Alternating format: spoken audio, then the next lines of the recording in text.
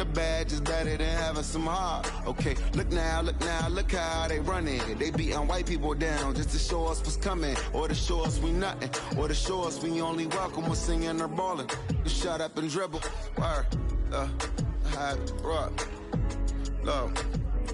Hey everybody, I'm Carrie Champion. Welcome to We the People. So today we are having a very candid conversation with athletes and artists who want to make sure that you use your voice to vote. Voting is your voice. So we have so many different issues that have happened in this country. It's really, truly unprecedented time. So I'm looking forward to these conversations. I think you'll be educated as well as entertained, but most importantly, informed.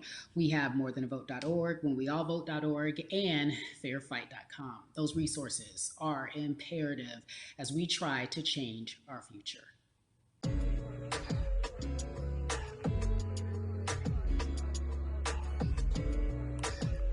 Yeah, la.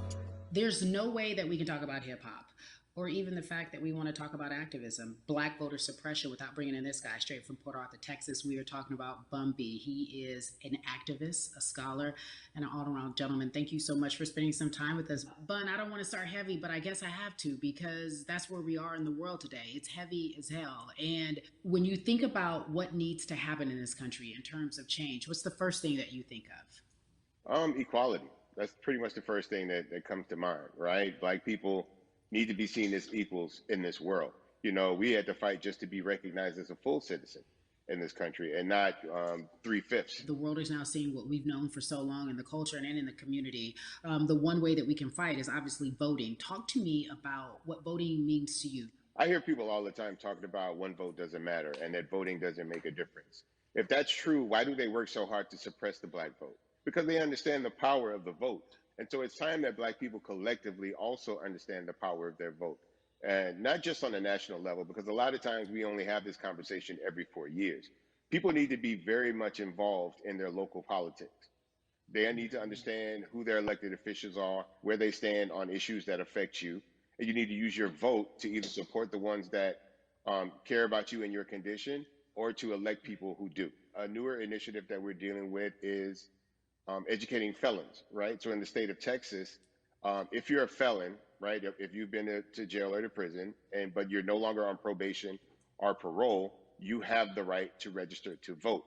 Another thing that was just brought to my attention, there's an initiative called Orange, which is happening not just in Houston, but all over the country. If you're in jail currently during pretrial, but you have not been convicted, like you're still in jail waiting for your day in court, you are still eligible to vote. And you said something so key. They work so hard to hope that we stay uninformed, but more importantly, to suppress the black vote.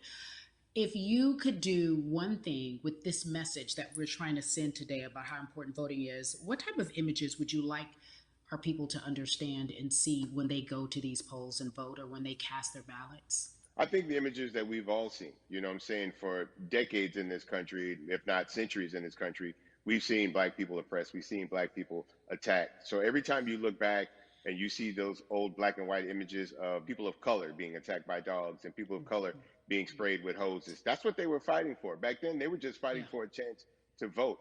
People like Martin Luther King Jr., people like Malcolm X, these people died to help us be in a position to have the power that we have now, which is to be able to cast a vote and make a decision about the people that have controls over our lives. So, I mean, if you in your own community need a reason to vote, look at a person like George Floyd. If the people in your city are not open to police reform, are not open to having the conversation about defunding the police, are not open to issues concerning economic equality, judicial equality, and racial equality, right? If they're scared to say Black Lives Matter, you have the power to put people in those positions who do believe that Black Lives Matter, who do believe in racial equality, economic equality, judicial equality, right? Who see us as human beings. And if the people in your community don't feel that way, vote them out. It's that simple. It's just vote them out. We don't have enough time to sit around and hope that people change their minds. Yeah, Bumby, you point out something so important. We have the power. And that is in our vote, and that is with our voice, and that's how we use our voice. I think of where we are right now. People say this is a particular moment, but it is a movement, not just a moment, it is a movement. Why, in your opinion, was it George Floyd's death, why was that the chosen brutality for people to say, oh my God, Black people are still oppressed in this country, and it is not fair? I think it's twofold, Carrie. In so many different encounters between people of color and the police, there simply is no proof of what happened in the interaction. And so what happens is in a court of law, it tends to lean towards the policeman's point of view, right? In this case, we saw very clearly what happened. I think the other thing is due to the fact that everyone was at home, basically, during this time period in relation to the coronavirus, you couldn't avoid it. Right? It was on every television station. It was on every social media platform. Everywhere you turn, you were constantly hit upside the head with this message. You see in the interaction that this man did nothing to deserve what happened. That's right. I think it's so well said, because if you think about it, in the grand scheme of things, it wasn't worth it, and he didn't have to lose his life. I think that you touched on something that a lot of people talk about, and that is now defunding the police. That has been such a huge conversation, but there's so many misconceptions around defunding and dismantling. If you will, educate the audience. All right. So most people, when they hear the term defund the police, they tend to think of, oh, they're going to take away our police department. Nothing could be further from the point. Defunding the police means that in certain communities, even Houston, take for example, we had over $1 billion allocated to our police force. Now, what is that money being used for? Some of that money tends to be allocated towards riot shields, right? Pepper spray, right? That kind of thing. That's only used against the people that fund this budget, right? So why would the people want to supply the police with the means to oppress them? If the police are concerned about the situations in certain communities with a higher crime rate, well, higher crime rates tend to happen in communities where there's not employment opportunities, right? There's not a lot of social services, and people are going to do what they need to do to take care of themselves and their families. When the community has more opportunities for employment, more opportunities for upward mobility, then they tend to be less of a strain on the government. They tend to have a lower crime rate. And because of that, we'll have less need for the police in those communities. You are passionate about so many different things in terms of making sure that we are holding our leaders accountable. Talk to me about some of the other projects that you're working on. Well, right now, obviously, being a part of More Than a Vote is essential. We're dealing with primaries in this country right now. And we just want to educate people. We want to inform people because people are tired, they're angry, they're concerned, and they want information and they want action. And so we want to make sure that we give them the right information and lead them in the right direction. And we thank the people that do not look like us for standing with us right now, because it's very important that people who aren't Black be involved. Because if Black people could have gotten rid of racism, we would have done it hundreds of years ago. And so I'm trying to use my voice and my platform just to let people know that if they feel like I do, there's a number of places they can go to enact change in their community. People need to know about how their city council runs. They need to know that they have the ability to speak when city council meets, to let them know that that's not the way that they feel their city needs to be run. Those are not the places that they feel the money of their community needs to be allocated. And Bubby, even a step further, they can run for office in their local community. They can run for positions. Like, people act like they leave it up to somebody else. If you're upset, it's not hard to get on the school board. It's not hard to be a part of the city council. It really isn't. And depending on how small your town is, you could be a mayor. The power is with the people, and we need to just know that that's happening. Absolutely. And it's always been with the people. You know, if you look at Trayvon Martin's mother, Sabrina Fulton, right? She felt that there was a system of racism and a system of oppression that led to her son's death. And so what did she do? She ran for city council, and she was elected to city council. Our own former president, 44, Barack Obama, right, started in the community as an activist, ran for an elected position, became senator, ran for another elected position, and became president of the United States. So don't think that you can't make a difference. You know what I'm saying? You don't need a lot of money. You don't need a lot of power. Your voice is enough to make a difference. Amen. I feel like I need to go out and run for something. You gave me a rousing speech there, sir. I'd be remiss if I didn't ask you this. When I talk to my brothers, I have to ask you, as a Black man, how are you doing? Are you okay? I'm good. I'm good. I have a very strong relationship with God, so prayer definitely works for me. I have children and grandchildren who are watching me, who are encouraged by what I do, and they're proud of me right now, you know, and that's really what matters, you know.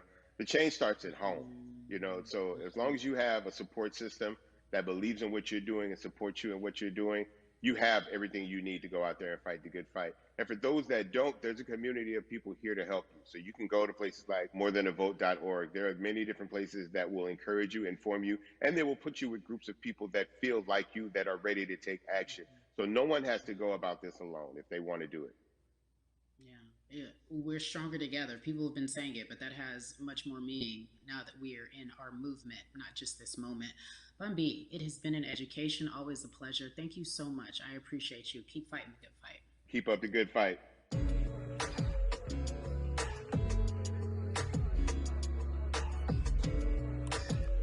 Yeah, la. So our next guest, I have to admit, I'm a fan, but there are so many different people that we could talk to, and I thought it was so imperative that we speak with her. You know her as Molly on the huge, successful show Insecure, HBO's Insecure. She also has a comedy special highlighting her Nigerian roots, and she's an amazing podcaster. Let's welcome in Yvonne Orji, everyone. You have such a beautiful way of making things funny, giving us our medicine with some candy, right? The humor and the healing. You bring all of that to your space. And right now, as you look across this country and how everyone is so broken and so upset, if it's not social injustice, it's the pandemic, it's depression, it's unemployment, the list goes on and on. How are you doing, quite frankly?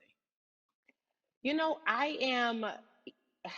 I'm rediscovering self in a way that is hard, but necessary, that will lead to ultimate joy. I know it sounds like a lot, but no, I think I personally think that God put all of us on a global timeout. Like we just, America hasn't done as good as other people when it comes to timeouts because everyone else is out playing at recess, and we're still in the principal's office hoping and wishing we can come out. But I think that if we settle into the timeout and really learn the lesson that we're supposed to learn from this season, I think we'll emerge better. We'll learn how to play well with others in more ways than one. And so personally for me, I'm taking this time to learn me in a new way. I feel like I'm being ushered into a new season, and I'm getting still, because sometimes the busy confounds the work that we're supposed to actually be doing. We're busy doing other stuff, but we got work that we need to do on the inside. And I'm leaning into it. I'm like, dang, I thought I was gonna be able to rest like everybody else. And God's like, nah, we got work to do. You know what? And I think that's what everybody is saying about 2020. It's demanding that we be better. And you said it's a global timeout. What do you mean by that? Yeah, it's like everyone sit down, be humble, to quote the great prophet Kendrick Lamar. But no, seriously, sit down and let's reevaluate some things. Let us unearth and shake up the things that we have been trying to hide within ourselves, within our nation. I think America is going through an unraveling right now, a much needed, a much necessary one. And I think all eyes on us, right? There is no, oh, I was on the subway for an hour, so I didn't miss that thing that happened. No, everybody was home. Everybody, was watching when George Floyd died, and everybody, no one could hide it. Everyone was watching when Amy Cooper called the cops. Like, this is a time where it's like, oh, we can't pretend it away. We can't excuse it away. No. It's a global timeout. Sit down, watch, and let's learn. And globally, it's like, hey, we were going business as usual, but it ain't usual no more. Like that's old. Anytime change occurs, it's very uncomfortable. And so right now we're sitting with we're getting we're getting comfortable with the uncomfortable.